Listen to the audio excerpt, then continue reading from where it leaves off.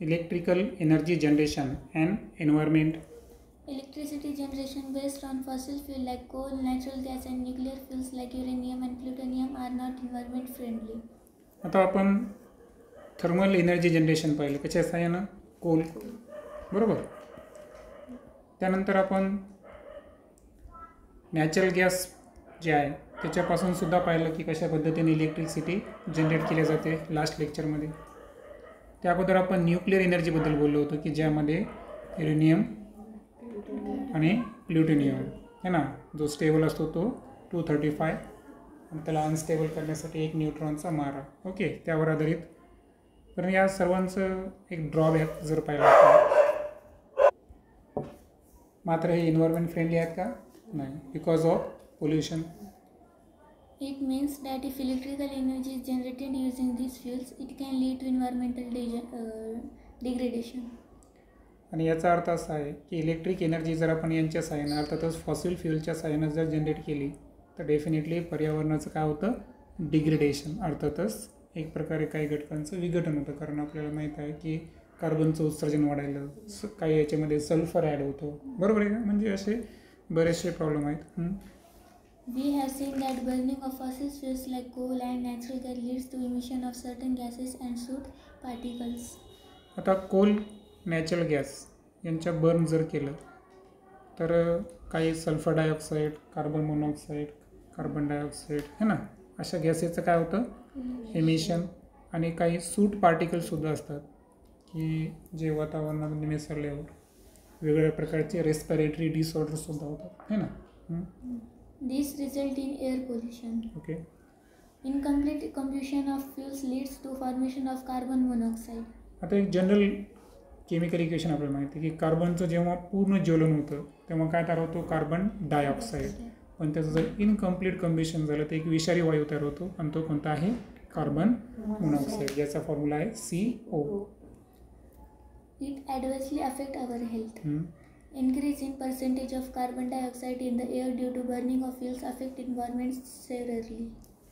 आता आपल्याला माहीत आहे की हवेमध्ये फक्त 0.03% जो आहे हा कार्बन डायऑक्साईड आहे, परंतु ते प्रमाण खूप जास्त झालं.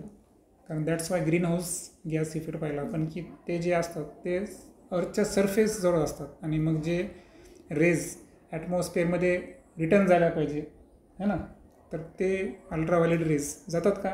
नाही. दॅट्स वाय त्याला आपण ग्रीन हाऊस इफेक्ट म्हणतो आहे की नाही. त्याच्यामुळे ग्लोबल वॉर्मिंग, बरोबर आहे, अशा समस्या तयार झाल्या. दॅट्स वाय जे कार्बन डायऑक्साईडचं पर्सेंटेज वाढणं या फॉसिल फ्युल्सच्या बर्निंगला याचा सरळ इफेक्ट किंवा परिणाम कशावर आहे, environment. The phenomena of global warming is an example of this. Okay. आणि जे वैश्विक तापमान वाढ म्हणतो आपण आहे ना, कारण आपल्याला माहीत आहे की अर्थवर ऑलमोस्ट 2.7% जे वॉटर आहे ते ग्लेशियर अर्थातच बर्फाच्या स्वरूपामध्ये आहे ना. 97% वॉटर आहे ओशियनमध्ये आहे, महासागरामध्ये.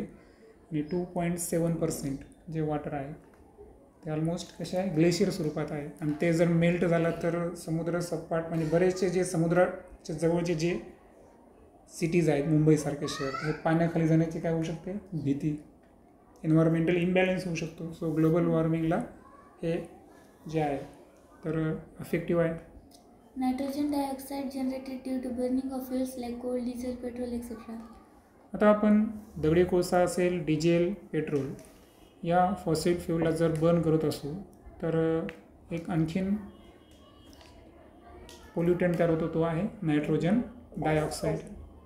आणि आपल्याला माहीत आहे की त्याच्यामुळं काही समस्या उद्भवतात, जसं की आहे ॲसिड रेन. आता ॲसिड रेन तुम्हाला माहीत आहे, सल्फर बर्न झाला, सल्फर डायऑक्साईड आणि जे ढग आहेत, क्लाउड आहेत, ती तर वॉटरची स्टीमच आहे, H2O.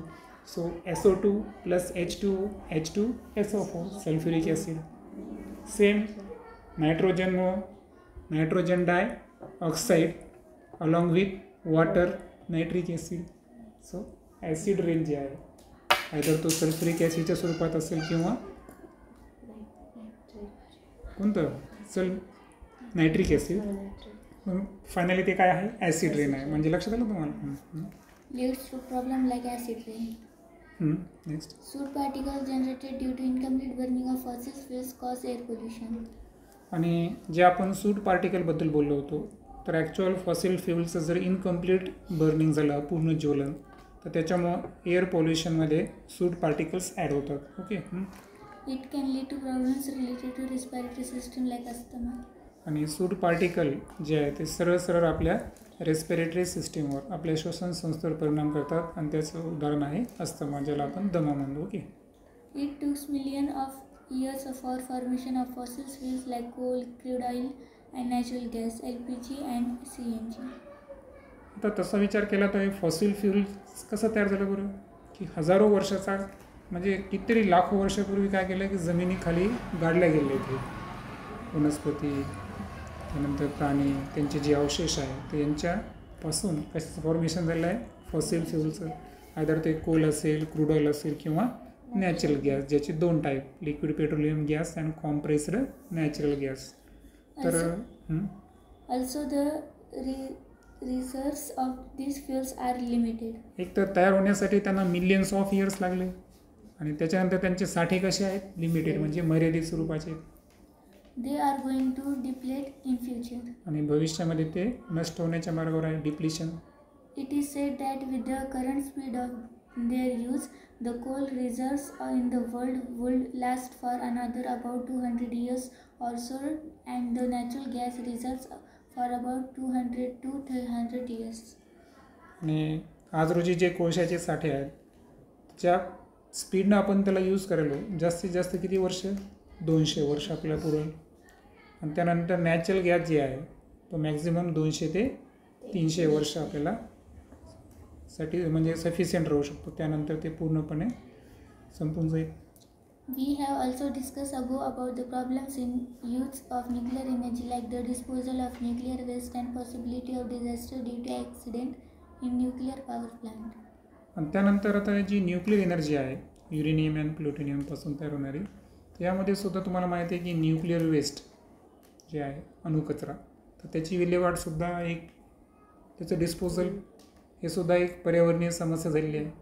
आणि दुसरी गोष्ट काय होतं की कधीकधी जे न्यूक्लिअर पॉवर प्लांट आहे, तर त्याच्यामध्ये जर ॲक्सिडेंट झाले ते विषारी वायू याच्यामुळे एक आपत्ती येऊ शकते. बरोबर आहे का? कारण आपल्याला माहीत आहे की हे जे न्यूक्लिअर पॉवर प्लांट आहे, तर हे अतिशय म्हणजे याचे काही घटक असे असतात की ते सरळ सरळ काय करू शकतात, हेल्थवर डायरेक्ट अफेक्ट करतात. जसं की स्किन कॅन्सर असेल, साधे गोष्टी नाहीत या, लक्षात आलं का? आणि दॅट्स वाय त्याच्यामध्ये डिझास्टर, अर्थातच एक आपत्ती येण्याची एक समस्या आहे. म्हणजे न्यूक्लिअर एनर्जी ही सुद्धा सेफ आहे का? नाही.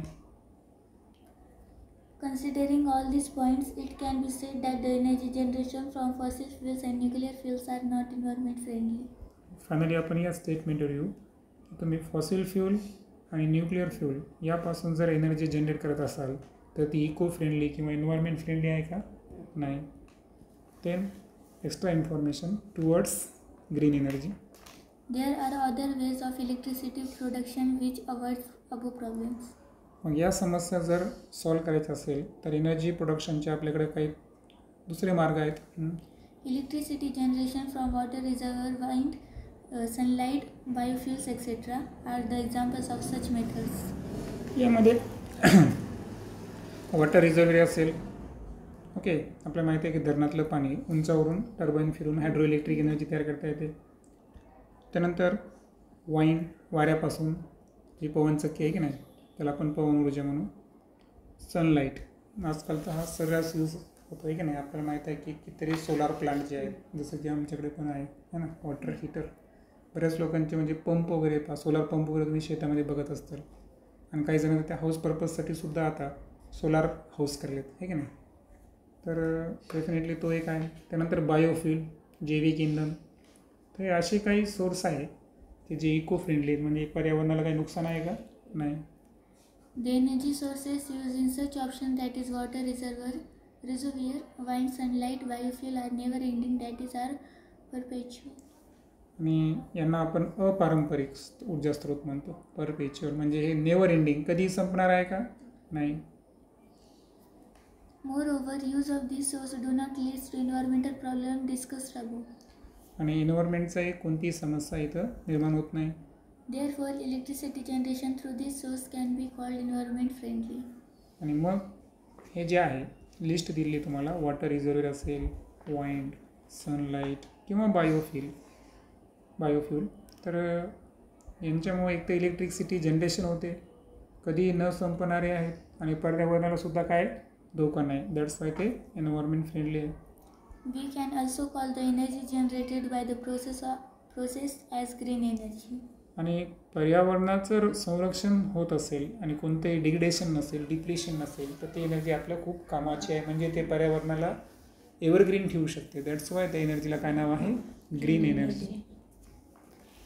Looking at the problems in electricity generation using fuels like coal, natural gas and nuclear fuels, the world is now heading towards environment friendly energy, that is green energy. आणि बरेच देश आहेत का की त्यांनी आज ग्रीन एनर्जीसाठी एक वेगवेगळे कॅम्पेन चालले आहेत. आपल्या देशामध्ये जर पाहिलं ना तुम्ही, तर शेतकऱ्यांना किंवा वेगवेगळ्या म्हणजे काय गव्हर्नमेंटच्या योजना असतात की जर तुम्ही सोलार एनर्जी यूज करत असाल तर तुम्हाला थोडंसं त्याच्यामध्ये डिस्काउंट्स काही जसं असतं, म्हणजे गव्हर्नमेंट बी प्रोमोट करेल. त्यासाठी कारण एन्व्हायरमेंटचं जे आहे नुकसान ते पण थांबेल आणि जीवाश्म इंधनाचे साठे पण संपण्याची भीती निर्माण होईल का, नाही. त्यानंतर डिस्कस करू आपण हायड्रो इलेक्ट्रिक एनर्जी संदर्भात. Kinetic energy in flowing water or the potential energy in water reservoir is a conventional source of energy. आता वस्तू स्थिर असो का गतिमान, त्याच्यामध्ये काय असते, energy. That's why same content कोणाला लागू आहे, वॉटरला. वॉटर जर फ्लोईंग असेल तर त्यामध्ये कोणती एनर्जी असेल, kinetic energy. Formula of kinetic energy is half m square. आणि जे वॉटर रिझर्व्हिअर आहेत त्याच्यामध्ये असणारी एनर्जी पोटेन्शियल एनर्जी, त्याचा फॉर्म्युला mgh. तर हे कन्व्हिनियन्स सोर्स आहेत. In hydroelectric power plant, the potential energy in water stored in dam is converted into kinetic energy of water. आता डॅममध्ये जे पाणी साठवून ठेवलं असतं त्यामध्ये कोणती एनर्जी आहे, पोटेन्शियल एनर्जी. आणि तिथून आपण जर त्याला फ्लो करायलो आणि टर्बाईनला जर रोटेट करायलो, एक छोटंसं धबधब्यासारखं म्हणतो आपण त्याला, एक विशिष्ट हाईटला, त्याच्यामुळं पोटेन्शियल एनर्जीचं कन्वर्जन कशामध्ये होईल, कायनेटिक एनर्जीमध्ये. आणि वॉटरमधली कायनेटिक एनर्जी कोणाला भेटेल, टर्बाईनला. टर्बाईन कोणाला ड्राईव्ह करेल, जनरेटरला. जनरेटर काय जनरेट करेल, electricity. Fast flowing water is brought from the dam to the turbine at the bottom of the dam. Figure पहा, फिगरमध्ये तुमच्या लक्षात येईल स्कीमॅटिक डायग्राम दाखवलेली आहे हायड्रो इलेक्ट्रिक पॉवर प्लांट, बरोबर आहे का. तर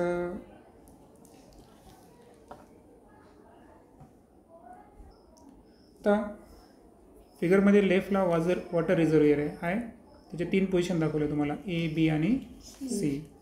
आता समोर वॉल आहे, बरोबर आहे का.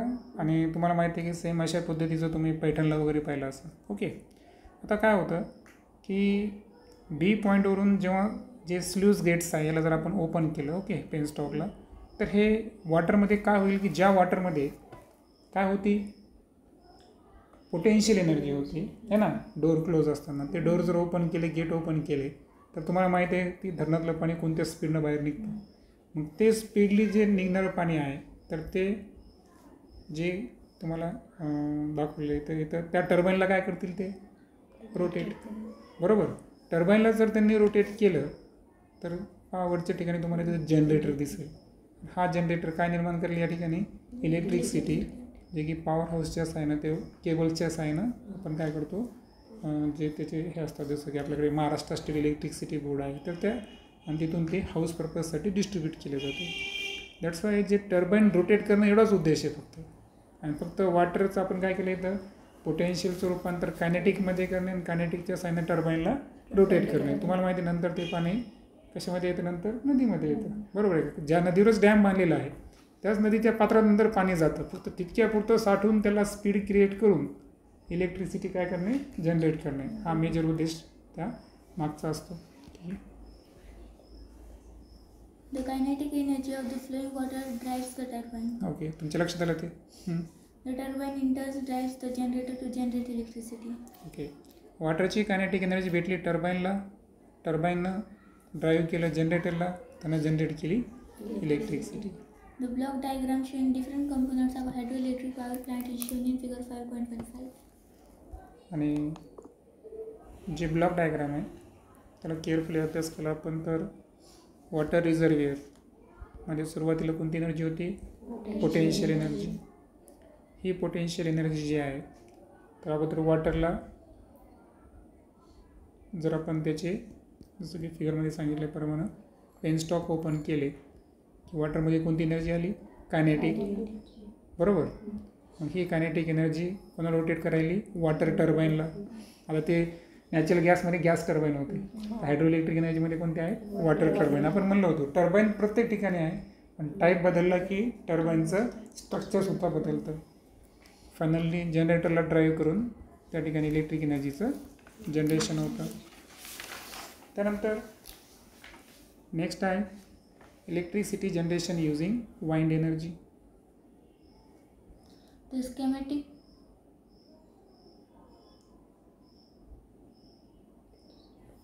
आता बरोबर आहे. पॉईंट मला वाटतं नंतर सुधारला आहे. अजून एनर्जी ट्रान्सफॉर्मेशनचा पॉईंट राहिला आहे. ठीक आहे. हायड्रो इलेक्ट्रिक पॉवर प्लांटमध्ये एनर्जी ट्रान्सफॉर्मेशनचा एक फ्लो चार्ट दिला आहे, तो आपण समजून घेऊ.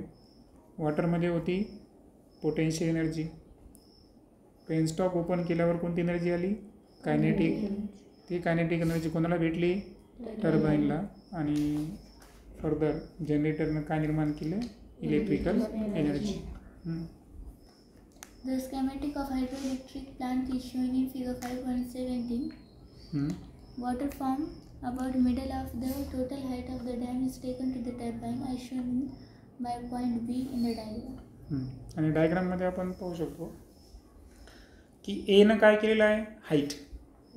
ए जे आहे ते विशिष्ट हाईटला आहे, तो फक्त डाऊनवर्ड दिशेला काय निर्माण करेल? प्रेशर क्रिएट करेल.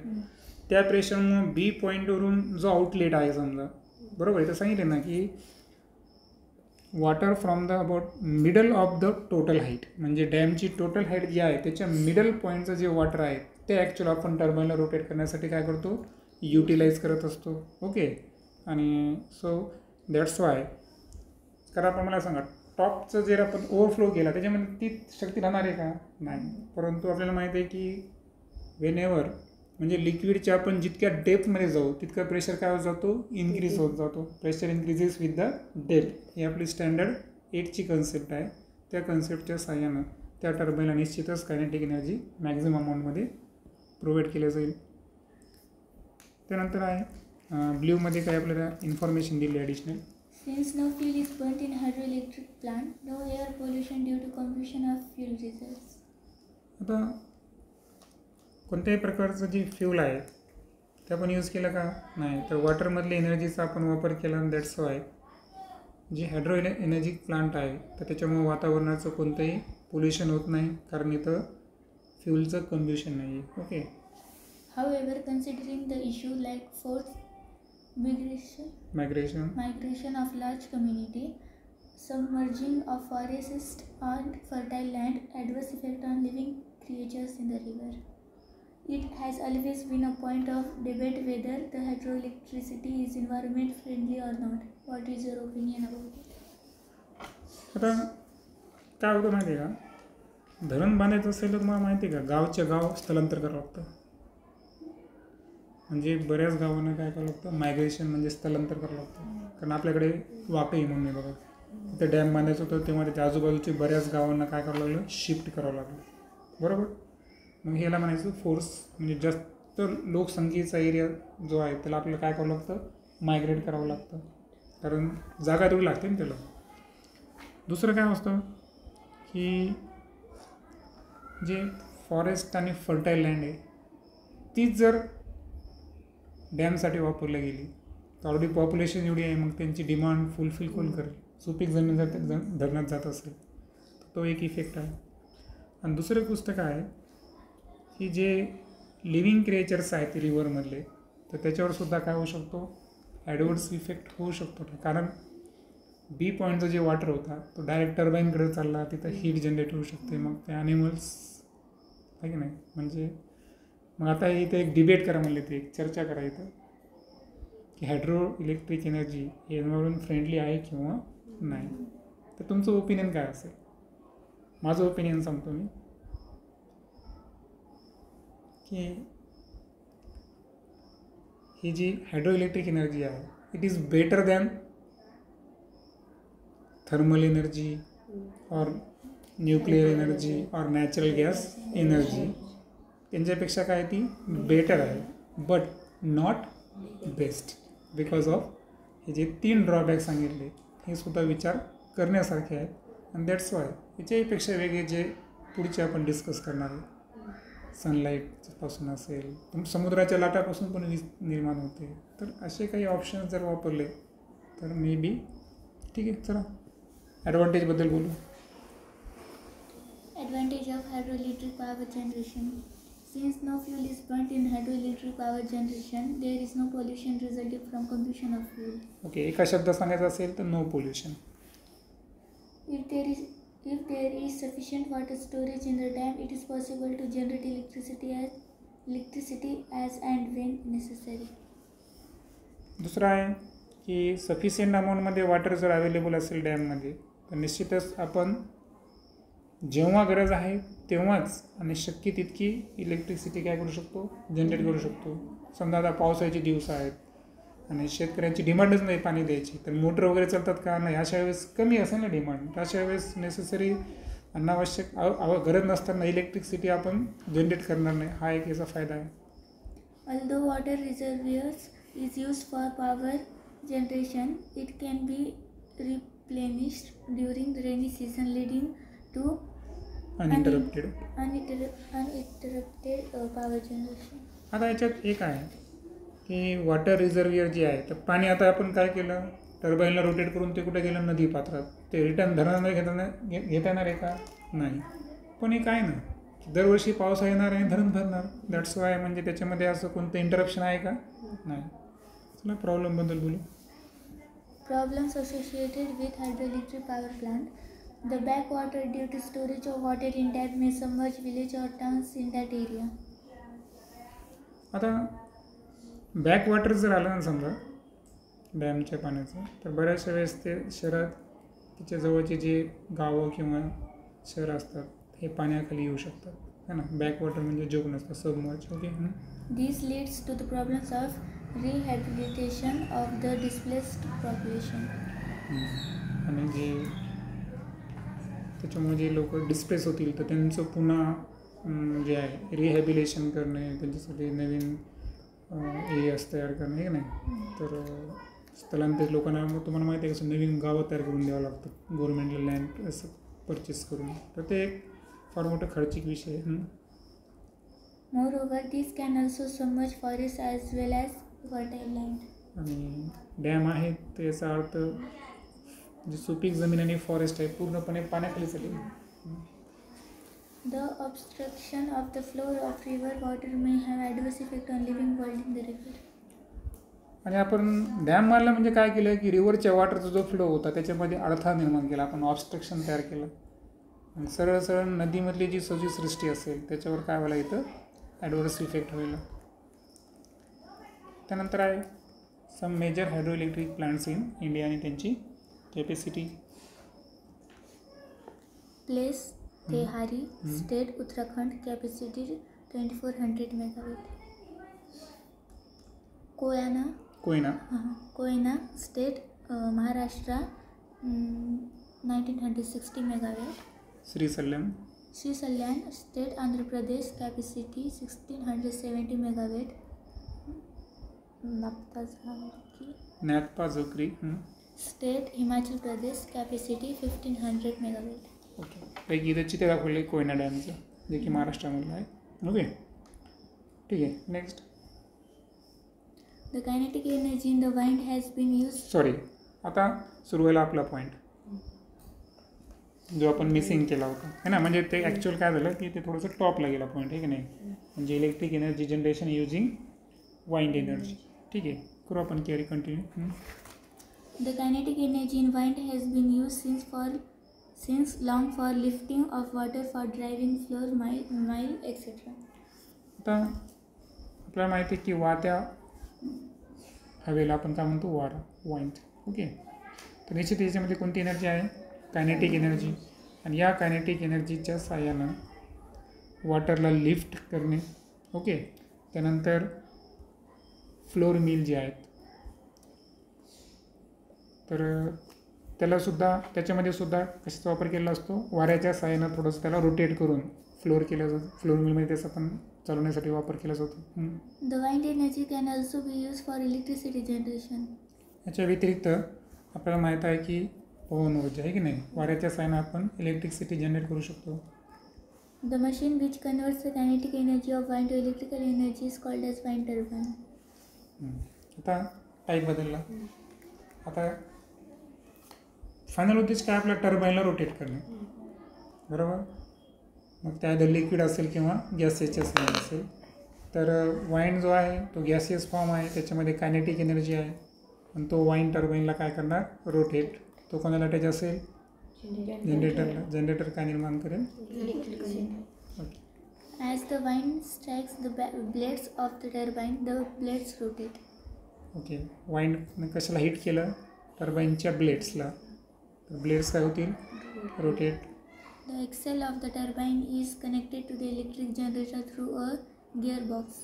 आता टर्बाईनचा जो सर्वात मधला पोर्शन असतो, एक्सेल, सर्वात मधला पोर्शन होत असतो एक्सेल. तर हा एक्सेल कशाला अटॅच असतो, connected to the electric generator. आणि कशाच्या साहाय्याने अटॅच असतो, थ्रू अ गिअरबॉक्स. आता तुम्ही फिगरमध्ये जर पाहिलं तर इथं वाईंड मिल दाखवलेलं आहे, बरोबर आहे का, स्कीमॅटिक डायग्राम. तर याच्यामध्ये जर पाहिलं आपण तर हे ब्लेड्स आहेत, पाते आहेत त्याचे, बरोबर आहे का, जे की वाऱ्यामुळं काय होणार ते रोटेट. त्यानंतर एक शॅफ्ट आहे टर्बाईनला अटॅच असणारा. त्यानंतर गिअरबॉक्स. आणि या गिअरबॉक्सच्या थ्रू काय सांगितलं मी तुम्हाला की त्याला ॲक्सेल जो आहे ना, हा इलेक्ट्रिक जनरेटरला काय असतो, अटॅच असतो. कारण तो राईट हँड साईडला दाखवला आहे तुम्हाला, बरोबर आहे का. पुन्हा एकदा एक शॅफ्ट दाखवला आहे. आणि खाली जी बेरिंग दिसेल तुम्हाला आहे ना, सपोर्ट आहे ना टॉपला, आणि त्याच्या खाली काय आहे, त्याला सपोर्ट आहे. अशा पद्धतीची विंड मिलची रचना असते. The function of the gearbox is to increase the rotation per unit time. Okay. तर फ्रिक्वेन्सी म्हणतो आपण त्याला, रोटेशन पर युनिट टाईमला काय म्हणतो, फ्रिक्वेन्सी. तर गिअरबॉक्सचं जे फंक्शन आहे तर तो काय करतो या ठिकाणी की जे रोटेशन्स आहेत, जे पाते असतात त्याचे ना, पाहिलं असं ना तुम्ही एखाद्या, मला वाटतं हिल स्टेशनला जास्त असतात आहे की नाही. तर त्यांना एका म्हणजे युनिट टाईममध्ये त्याचे रोटेशन जास्तीत जास्त व्हावं अशा पद्धतीचं गिअरबॉक्सचं काय असतं, फंक्शन असतं. Thus the rotating blades drives the turbine and the turbine in turn drives the generator to generate electricity. Okay.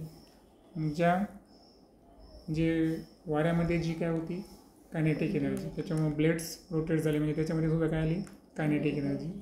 त्यानं कोणाला ड्राईव्ह केलं, टर्बाईनला, त्याच्यामध्ये सुद्धा काय आली, कायनेटिक एनर्जी झाली. म्हणजे एकच फॉर्म आहे, फक्त पास व्हायला या ठिकाणी. फायनली जनरेटर काय तयार करला, electricity. Various stages in the wind energy generation system can be shown in figure 5.19 and schematic of a wind mill is shown in figure 5.20. आता 5.2 तर आपण डिस्कस केलंच. 5.19 मध्ये जर पाहिलं आपण तर stages in electric generator using wind energy. तर यामध्ये सर्वात अगोदर वाइंड महत्त्वाची आहे, बरोबर आहे. इथे दाखवलेलं आहे एअर, फ्लोईंग एअरला काय म्हणू आपण, वाइंड. ओके. वाइंडची जी वेलोसिटी आहे ती वाइंड टर्बाईनला भेटेल. वाइंड टर्बाईनची तुम्हाला माहिती आहे, ते जे पाहिलं असेल तुम्ही, पवनचक्कीचे पाते खूप मोठे मोठे असतात, फार आपल्या म्हणजे 2-2 मजलीसारखे असतात आहे की नाही, घरासारखे लार्ज फिन असतात. आणि त्याचे पण साईज किती ठेवायचं आहे ती त्या वाहणाऱ्या वाऱ्यावर डिपेंड असतं, माहिती आहे. म्हणजे जिथं कमी जास्त दाबाचे पट्टे तयार होतात. मला सांगा वारा केव्हा वाहतो, high pressure to low pressure. जिथं असे म्हणजे जिओग्राफिकल कंडिशन असते तिथंच काय करतात ते तितक्या शक्तिशाली, म्हणजे त्याचे कॅपॅसिटीनुसार लावतात आहे की नाही. आता आपण पठारावर राहतो, प्लेन जागेवर, आपल्याकडे आहेत का ते, नाही. फायनली टर्बाईन कोणाला अटॅच आहे, जनरेटरला. आणि जनरेटर इलेक्ट्रिक एनर्जी जनरेट करेल. एनर्जी कन्व्हर्जेशन पाहू आपण. The energy conversion process is shown in figure 5.2. पहिल्यांदा कोणाला होती कायनेटिक एनर्जी, वाइंडमध्ये. ती कोणाला भेटली, फिन्स ना, पाते त्याचे.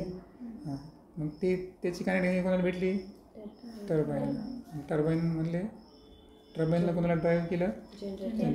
जनरेटर निर्माण केलं. Wind turbine with capacity right from less than 1 kilowatt to about 1 megawatt. 7 megawatt are commercially available. आता वाईन टर्बाईन जे आहे तर 1 किलोवॅटपेक्षा कमी वीज तयार करणारे सुद्धा आहे. मी तुम्हाला अगोदर म्हणलो साईज कमी जास्त आहे आणि 7 मेगावॅटपर्यंत तयार करणारे सुद्धा अवेलेबल आहेत. Depending on the wind velocity available at the site of installation, wind turbine with specific capacity selected. म्हणजे ते हवामानाचा अभ्यास करावा लागतो किंवा या प्रदेशामध्ये नेहमी वारे किती वाहतात, किती स्पीडनं वाहतात, आहे की नाही. आता वारा व्हायला 20च्या स्पीडनं आणि टर्बाईन लावायला आपण भला मोठा ते त्याला म्हणजे उपयोग होईल का? नाही. म्हणजे त्या सायन्स बघावं लागेल ना. दॅट्स वाय पहा विचार करा ना तुम्ही आता 1 किलोवॅटपासून तर 7000 किलोवॅटपर्यंत इतकं आहे. मग कोणतं कुठं बसवायचं, कोणत्या प्रदेशात किती स्पीडनं वारे वाहतात, कारण ते बसवणं त्यालाच म्हणायचं इन्स्टॉलेशन. ओके. म्हणजे वाईन टर्बाईन कोणत्या कॅपॅसिटीचं वापरायचं हे सरळ कशावर डिपेंड आहे? Wind velocity. The wind velocity at specific location depends on many geographical factors. आणि तुम्हाला माहिती आहे की जिओग्राफिकल फॅक्टर महत्त्वाचं आहे. पठारी म्हणजे पर्वतीय प्रदेशाचे वारे थोडं वेगाने वाहतात, बरोबर आहे का. पुन्हा थोडंसं आणखीन काही म्हणजे पृथ्वीचं सुद्धा आहे ना, की पृथ्वीपासून म्हणजे विषुववृत्तावर जर पाहिलं आपण ते इतकं नसतं, पण जसं आपण ध्रुवाकडे जाऊ तसं वाऱ्यांची स्पीड काय होते वाहते. आपण पाहिलं ना तुम्ही जिओग्राफीमध्ये पहा ध्रुवीय वारे वेगळे असतात है ना. त्यानंतर खारे वारे, मतले वारे असं ना, समुद्राकडून जमिनीकडे वाहणारे, जमिनीकडून समुद्राकडे वाहणारे है ना. मोसमी वारे असतात. आपल्याकडे जो पाऊस जो ईशान्य मोसमी वाऱ्यापासून आहे असं टाईप असतात त्याची. भूगोल शिकवताना सांगतो. पुढे चला. Wind velocity is usually high on seashores and that environment is appropriate for installation of wind turbine.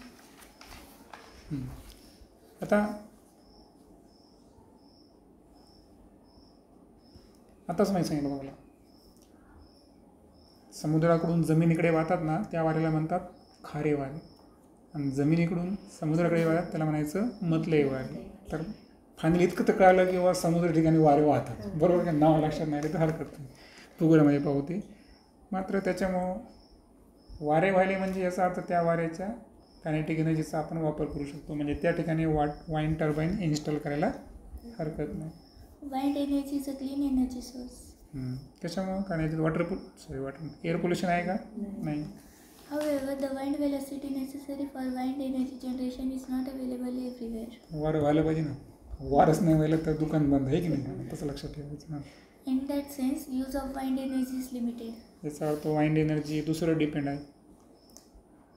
याचा अर्थ हा सुद्धा सोर्स इको फ्रेंडली आहे, मात्र याला लिमिटेशन्स आहेत. ओके, काय हरकत नाही.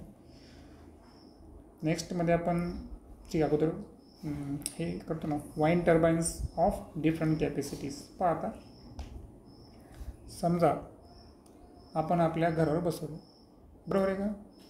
तर जास्तीत जास्त घराची तुम्हाला ॲव्हरेज, तर घराची उंची आपण ॲव्हरेजली 35 मीटर ना, घर वगैरे जे आहे तर त्यावेळेस जे आपण हाईट घेऊ त्याची तर ती 100 फुटापर्यंत घेऊ, म्हणजेच 35 मीटरपर्यंत आहे ना. तर अशा वेळेस ब्लेडची लेंथ किती ठेवणार आपल्याला? 1.5 मीटर. आणि त्याची कॅपॅसिटी जो इलेक्ट्रिसिटी जनरेट करेल अशा वेळेस ती किती असेल? फक्त 2 किलोवॅट. त्यानंतर शेतामध्ये जर लावले आपण तर निश्चितच थोडासा वारा जास्त वाहतो. तर शेतामध्ये जनरली इन्स्टॉलेशन करत असताना 300 फीटपर्यंत घेतो आपण, एक नाही. तर अशा वेळेस ब्लेडची लेंथ किती ठेवू शकतो आपण? 50 मीटर. आणि अशा वेळेस कॅपॅसिटी किती असेल त्याची? 2000 किलोवॅट इलेक्ट्रिसिटी जनरेट करण्याची. आणि ऑफशोर वाईन टर्बाईन असेल. ओके, जसं की तुम्हाला दिसतो का सी शोर दाखवलं नाही की नाही. तर अशा वेळेस जर असेल तर तुम्हाला माहिती आहे की ॲक्च्युअल काय होतं माहिती आहे का, वारी दिशा बदलतात का. मी काय म्हणलो दिवसा ते तुम्हाला माहिती आहे का, एक लक्षात घ्या, पाणी तुम्हाला माहिती आहे पाण्याचा एक गुणधर्म, पाणी जमीन जी आहे ती लवकर तापते लवकर थंड होते, पाणी सावकाश तापतं आणि सावकाश थंड होतं. तर याचे जे टेम्परेचरचा जो फरक असतो ना, दॅट्स वाय ते काय तयार होतो, वारा तयार होतो. लक्षात आलं, वारे का वाहतात म्हणजे कन्फर्मली वाहतात म्हणून ते सी शोर जो आहे एरिया त्याच्यामध्ये जास्त इन्स्टॉलेशन असतं. अशा वेळेस हाईट किती घेता येते, 500 फुटापर्यंत घेता येते की नाही. आणि ब्लेडची लेंथ किती ठेवायची, 600 आणि 183 मीटरपर्यंत समजा आहे की नाही. तर ब्लेडची लेंथ किती ठेवायची, 100 मीटर आणि कॅपॅसिटी भरपूर आहे, 6000 to 700. नेक्स्ट व्हिडिओमध्ये आपण electrical energy generation using solar, जो की माझी पहिली चॉईस आहे, त्याच्याबद्दल आपण इथे डिस्कस करू.